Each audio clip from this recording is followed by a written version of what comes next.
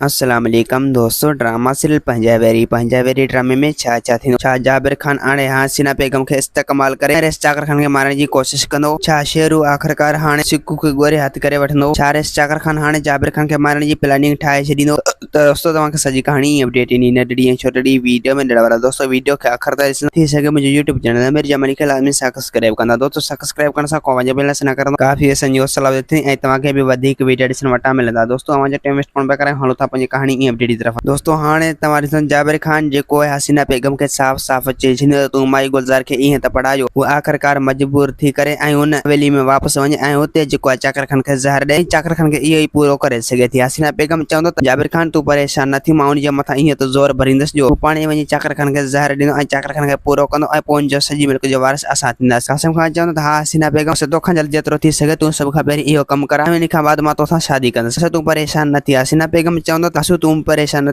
तमाम जल्द जो पान हिक थी करे ऐं रेस चाकर खान के मारे हुन हवेली जो वारिस थींदासीं। ऐं ॿिए दोस्तों हाणे तव्हां ॾिसो रेस चाकर खान जेको आहे सांवल खान के साफ़ साफ़ चई छॾियो त हाणे तूं जेको आहे इन रूंडे खे मुंहुं ॾे बाक़ी मां जाबिर खान जी ज़िंदगी जो फ़ैसिलो करे छॾियो। तमामु जल्द उन खे मारे उन जे तव्हांखे कदमनि में उछलाईंदुसि ऐं पोइ तव्हां उनजो लाश ॾिसी पाणे हैरान थी वेंदो। सांवल खान चवंदो त हा रेस चाकर खान बसि इन कम में तव्हां देरि न कजो, बसि मारूंडे खे पाणे मुंहुं ॾींदुसि ऐं मारूंडे खे सोढ़ो कंदुसि ऐं तव्हां जेको आहे जाबिर खान खे सोढ़ो कजो जीअं इहे ॿई ज़ालिम हिन ॻोठ में न हुजनि। रेस चाकर खान चवंदो त हा सांवल खान तूं सही पियो चवीं, बसि मां पंहिंजे तरफ़ खां पूरी कोशिश कंदुसि जाबिर खान के गोरे हथ करे ऐं उनखे घुमाए रखंदुसि। ऐं ॿियो दोस्तों हाणे तव्हां ॾिसो सांवल खान जेको आहे सिक्कू जी भेण मथां ज़ोर भरींदो ऐं सिक्कू जी भेण खे चई छॾींदो त अगरि जेकॾहिं इनकार कयो त पोइ तुंहिंजो सबबु मौत बणिजी सघे थो। पारस चवंदो त सांवल खान तव्हां परेशान न थियो, बसि मां पंहिंजे माउ पीउ जे करे इन हैदर सां लाहो थो लहां ऐं मौलवी जे साम्हूं मां कबूलदार थियां थो। बहरहाल तव्हां मूं मथां ज़ुल्म न कयो। सांवल खान चवंदो पारस असां तो मथां ज़ुल्म न कंदासीं छो जो असां कॾहिं नियाणियुनि मथां ज़ुल्म कयो ई न आहे। तूं परेशान न थी, तूं मौलवी जे साम्हूं हा कर। दोस्तों उम्मीद है कहानी आई तव्हांखे पसंदि। असांखे ॾींदा इजाज़त, वरी तव्हां सां मिलंदासीं कि नई वीडियो में। खुदाफिज़।